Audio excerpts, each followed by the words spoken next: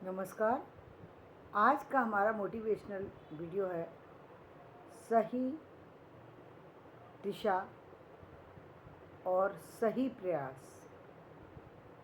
सही दिशा और सही प्रयास आपको आगे ले जाने में हमेशा महत्वपूर्ण है।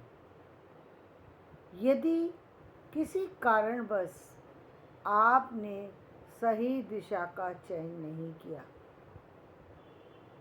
यदि किसी कारणवश आपने सही दिशा का चयन नहीं किया, यानी आपको कुछ काम करने के बाद या कुछ समय बीतने के बाद ऐसा लगता है कि आप जो काम कर रहे हैं वो आपके लिए नहीं है, बल्कि आप किसी दूसरे काम के लिए बने हैं, तब क्या करना चाहिए?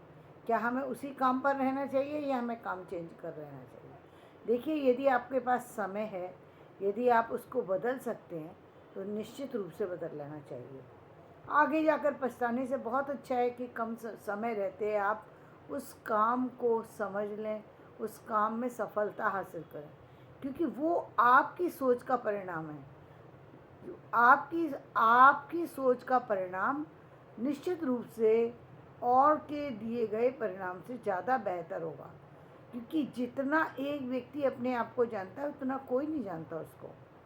आपको पता है कि आपका रुझान किस तरफ है, आपका रुझान किस तरफ है। वो एक व्यक्ति कई दिशा में चलता है, यानी उसको नॉलेज बहुत सारी हो सकती है, लेकिन उसकी रुचि का सब्जेक्ट वो खुद जानता है कि उसका पर्टिकुलर सब्जेक्ट कौन सा है। कई बार हम रुचि का सब्जेक्ट चुनते हैं, कई बार युग की डिमांड को महत्वपूर्ण मानते हैं, क्योंकि देखिए उसका कारण ये कि आपकी रुचि तो है।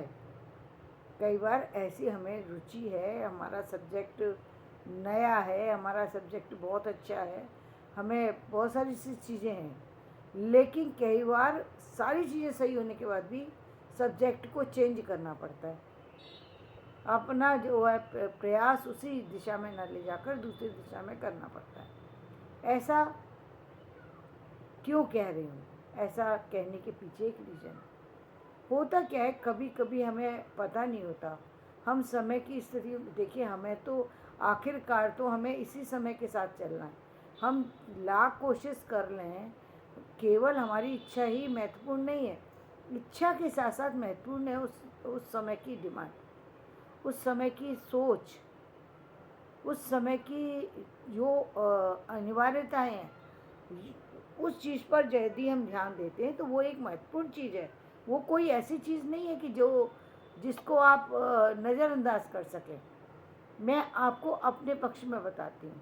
देखिए, मैंने जो है संस्कृत में एमए किया, संस्कृत में पीएचडी करने की परमिशन भी मिली है, पीएचडी भी स्टार्ट कर दी, पीएचडी कंप्लीट भी होने वाली थी, लेकिन अचानक ही कुछ ऐसे समीकरण बने कि मुझे सबमिट करते करते मैं रह गई किसी कारण से, और मुझे वो छोड़ना पड़ा। जॉब में आ चुकी थी, सब कुछ था, लेकिन अब मेरे लिए जैसे ही छोड़े मेरे सामने कई सारे सवाल आकर के खड़े हुए। वो सवाल क्या थे? पहली बात, मुझे मालूम पड़ा कि संस्कृत में बहुत सारे गाइड अवेलेबल नहीं हैं। दूसरी बात, संस्कृत की उतनी डिमांड नहीं है, संस्कृत की के जो पोस्ट हैं वो रेयर होती हैं, और उसका समाज में उतना महत्व नहीं है जितना अन्य सब्जेक्ट का है। अब क्या करें भाई? हम संस्कृत में करना चाहते हैं, हम जिस चीज़ पे काम करना चाहते हैं हम सारी चीज़ें समझ रहे हैं, लेकिन उसका महत्व ही उस समय नहीं है। दूसरी बात, उतनी पोस्ट नहीं है, तो क्या आप पोस्ट के लिए सब पूरी ज़िंदगी इंतज़ार करते रहेंगे? वक्त का इंतज़ार करते रहेंगे कि हमें पोस्ट कभी भी आगे पीछे मिल जाए? ऐसा तो नहीं होता। और जो आप लिख रहे हैं, जो आप काम कर रहे हैं, यदि वो पढ़ा ही ना जाए, यदि वो देखा ही ना जाए, तो मतलब ये भी तो एक बहुत बड़ी बात हो गई कि इतना सारा प्रयास किया, सारी चीज़ों के बाद कुछ लोगों तक ही हमारी चीज़ पहुंच सकी और सब तक नहीं पहुंच सकी। तो ये भी हमारे लिए एक गलत डिसीज़न हो गया एक तरीके से। दूसरी बात ये थी कि जैसा कि मेरे परिवार में बहुत सारे लोग जो हैं वो आर्मी वगैरह में थे, तो मुझे उसमें भी बहुत सारी सी चीज़ें ऐसी लगती थी। देश से प्रेम मेरे लिए, मेरी रगों में इसलिए था क्योंकि वो चीज़ें मैंने जन्मजात पाई हूँ उन चीज़ों को। तो मुझे वो चीज़ें अब भी महसूस होती हैं और कुछ चीज़ें ऐसी लगती थी कि ये बदलना चाहिए और नहीं बदल पाती हैं। तो कई बार मैंने कई सारी सी चीज़ें बदली, समय समय पर कई सारे डिसीज़न लिए। एक वो डिसीज़न था, आगे भी मैंने 2-3 डिसीज़न को मुझे चेंज करना पड़ा। क्यों करना पड़ा?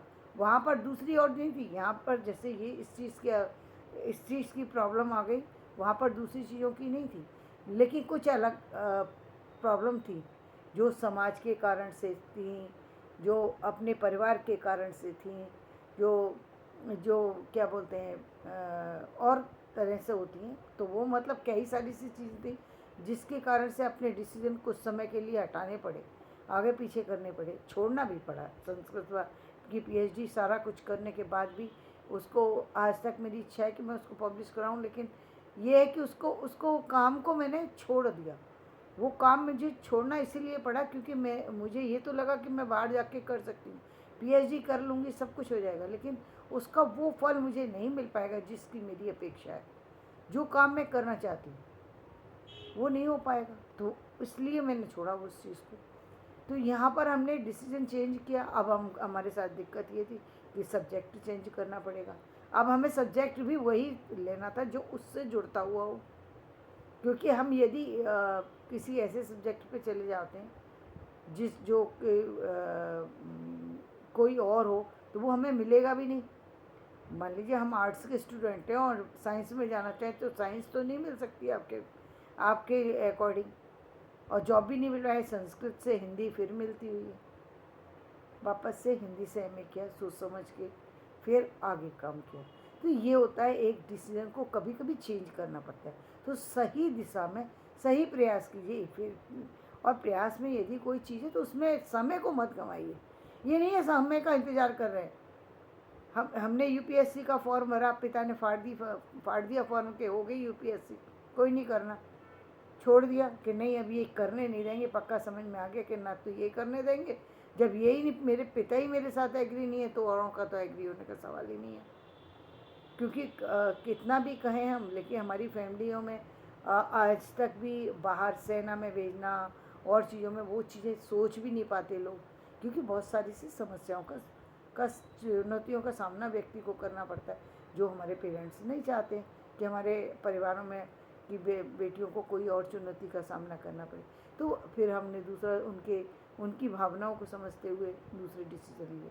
तो यहाँ पर मुझे मेरी बात रखने का पॉइंट सिर्फ इतना है कि यदि किसी कारण से, और हम दूसरा सब्जेक्ट भी नहीं चुन सकते, क्योंकि हमारे लिए जैसा मैंने बताया कि हम जिसको लेकर के चल रहे हैं लास्ट तक, हम जिसे हम अचानक चाहें कि आर्ट्स के से साइंस के फील्ड में चले जाएं या साइंस से कॉमर्स में चले जाएं या हम किसी और फील्ड में चले नहीं जा सकते, तो हमें फिर उससे मिलते जुलते ही चीज़ों को लेना पड़ेगा।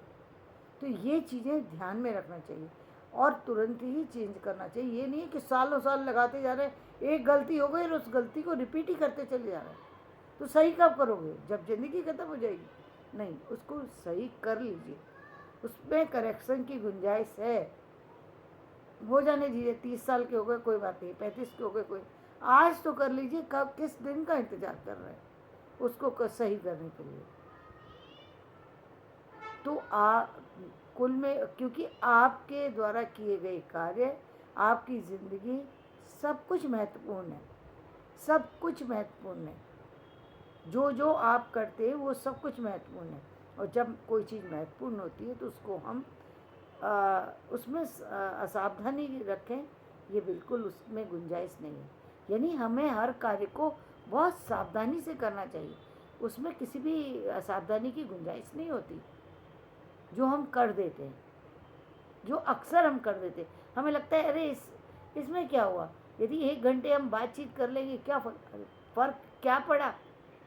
जब आप उस पद पर पहुंचोगे तब महसूस होगा कि शायद 1 घंटा और होता तो शायद हम कुछ और कर सकते थे। आज महसूस होता है कि थोड़ा सा और टाइम मिल जाता। नींद आ रही होती है, पढ़ने का मन कर रहा होता है और कामों का मन कर रहा होता है, लेकिन और सारी व्यवस्थाओं को भी तो देखना होता है। केवल एक ही काम तो नहीं है कि हम एक ही काम कर सकें, महिलाओं के लिए तो कभी होता ही नहीं है। तो जीवन में सही समय पर, सही समय वही होता है। वैसे तो ये एजुकेशन टाइम जो होता है, ये जो जो 25 साल तक का जो समय है वही सबसे सबसे बेस्ट समय है। लेकिन इन केस यदि आपका वो समय किसी तरह से कंप्लीट, उसमें आप अपनी एजुकेशन कंप्लीट नहीं कर पाए, तो उसमें कोई परेशान होने की ज़रूरत नहीं है, बहुत घबराने की ज़रूरत नहीं है, थोड़ा सा और आगे चले जाइए।